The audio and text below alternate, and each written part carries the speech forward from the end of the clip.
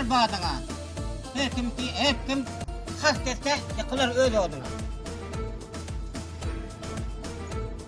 Perdent diyen bir gül bolur, şamu seher bülbül bolur, enetine kul bolur, dağı perdendi bolmaz. Revupcan için bizler kepen donunu giydim. Bugün Revupcan için kepenini giydim. Kırra 5 ay oldu. Ağzıma neme gelse dedim. Yaşım 55 oldu. Bir senet oğlumu yedim. Kalan yaşım kurbanlık men senin yoluna. Allah takdir.